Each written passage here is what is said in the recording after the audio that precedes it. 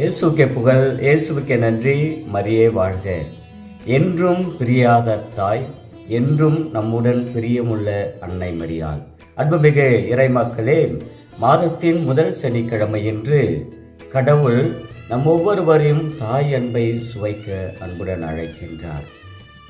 அன்பில் பிரியமானவர்களே, இந்த பிரிவு என்பதுதான் நமக்குள் முறிவை ஏற்படுத்துகின்றது, நட்பின் முறிவை ஏற்படுத்துகின்றது. உடன் சேர்ந்து வாழும் பொழுது உறவை நாம் வளர்க்கின்றோம், உடன் சேர்ந்து வாழும் பொழுது மகிழ்ச்சியை நாம் வளர்க்கின்றோம்.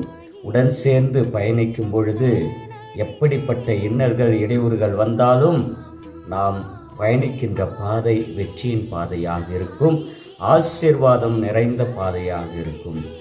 இன்றைய நற்செய்தி மத்தேயு 9ஆம் அதிகாரம் 14 முதல் 17 நாம் வாசிக்கும் பொழுது, யோவானுடைய சீடர்கள் இயேசுவிடம் வந்து, நாங்களும் பரிசேயரும் அதிகமாக நோன்பிருக்க உம்முடைய சீடர்கள் ஏன் நோன்பு இருப்பதில்லை? நோன்பு என்பது, தியானம் என்பது ஆண்டவரோடு இருப்பதற்கு முயற்சி செய்வது, ஆண்டவருடைய பிரசன்னத்தை நாடிச் செல்வது.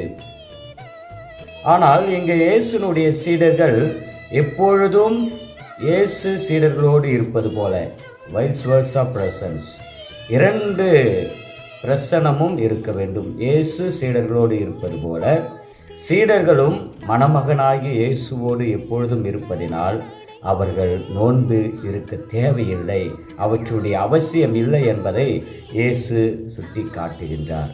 அதாவது, இணைந்து இருக்கும் பொழுது அங்கு பிரிவு இல்லை, இணைந்து இருக்கும் பொழுது அங்கு கவலை தேவையில்லை, இணைந்து இருக்கும் பொழுது அங்கு நோன்பு இருக்க தேவையில்லை என்பதை இயேசு வலியுறுத்தி கூறுகிறார்.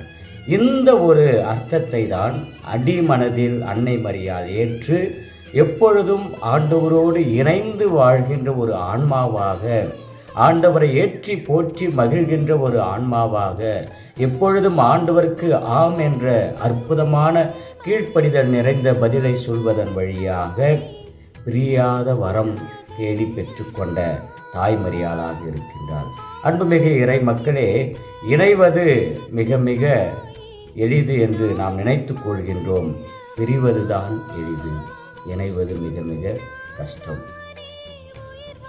20 வருடங்கள் 25 வருடங்கள் திருமண வாழ்க்கையிலே அன்போடும் அமைதியோடும் பாசத்தோடும் இருக்கின்ற கணவன் மனைவிகள், அந்த 20 வருஷமாக திருமணமாகி பல விதங்களில் அவர்கள் மகிழ்ச்சியாக வாழ்ந்து அன்போடு இருந்து பிள்ளைகளையெல்லாம் பெற்றுவிட்டு அந்த பிள்ளைகள் திருமணமாகுகின்ற நிலையில் இருந்தாலும் அந்த பெற்றோர்கள் சில நேரங்களில் பிரிகிறார்கள். ஏன் தங்களுடைய பிள்ளைகளுக்கு திருமணம் ஆகிவிட்டாலும் பெற்றோர்கள் பிரிகின்ற நிலை இருக்கின்றது. 20 வருஷம் என் கணவன் என்னை இப்படி அன்பு செய்தாரே, 20 வருஷம் என் மனைவி இப்படி அன்பு செய்தாரே, பிள்ளைகளை பெற்றுக்கொண்டோமே, எந்த அளவிற்கு நாம் இணைந்து வாழ்ந்திருக்கின்றோம், எந்த அளவிற்கு நாம் விட்டு கொடுத்து வாழ்ந்திருக்கிறோம், எந்த அளவிற்கு நாம் உறவில் மகிழ்ந்திருக்கின்றோம். ஏதோ ஒரு சிறிய மிஸ் அண்டர்ஸ்டாண்டிங் காரணமாக, ஏதோ ஒரு ஒத்துக்கொள்ளாத நிலையின் காரணமாக, சுயநலத்தின் காரணமாக நாம் பிரிவதற்கு தயாராக இருக்கின்றோம். 20 வருட அன்பை மறந்து விடுகிறோம், 20 வருட இணைந்து வாழ்ந்த உறவை மறந்து விடுகிறோம். இது மனித வாழ்க்கையில் ஒரு யதார்த்தமாக இன்றைய நவீன காலகட்டத்தில் குடும்பங்களில் நடைபெறுகின்ற ஒரு பிரிவாக நாம் கருதுகின்றோம். ஆனால் இந்த பிரிவு இருக்கும் பொழுதுதான் நிச்சயம் கவலை வரும். 20 வருடமாக கணவனோடு மகிழ்ச்சியாக இருந்த மனைவி பிரிந்து விட்டு நிச்சயம் வேறு எங்கு சென்றாலும் மகிழ்ச்சியாக வாழ முடியாது. 20 வருடம் கணவன் மனைவியோடு அன்பாக இருக்கின்ற கணவன் பிரிந்து விட்டு வேறு எங்கு சென்றாலும் மகிழ்ச்சியாக வாழ முடியாது. எனவே பிரிகின்ற பொழுது எந்த ஒரு உறவாக இருந்தாலும், அது ஆன்மீக உறவாக இருந்தாலும் சரி, மனித உறவாக இருந்தாலும் சரி, பிரிகின்ற பொழுது அங்கே கவலையும் கண்ணீரும் வேதனையும் தனிமையும் நம்மை வாட்டி வதைக்கும்.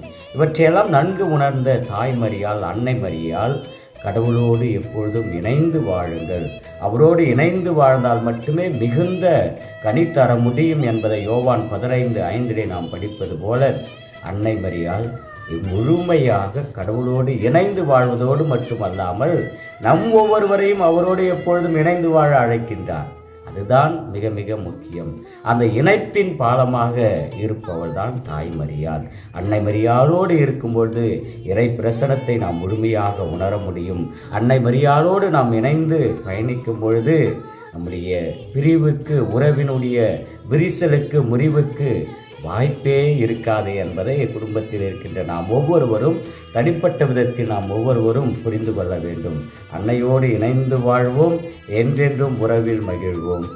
எல்லாம் அல்ல இறைவன், தந்தை, மகன், தூய ஆவியானவர் அன்னை மரியாள் வழியாக, குறிப்பாக இந்த திருச்சிலுவையின் வழியாக என்ற நாளிலே முதல் சனிக்கிழமையை ஆசீர்வதித்து அன்னையினுடைய பிரசன்னமானது, அன்னையினுடைய பரிந்துரை ஜெபமானது உங்களையும் என்னையும் சிறப்பாக வழிநடத்தட்டும். ஆமென்.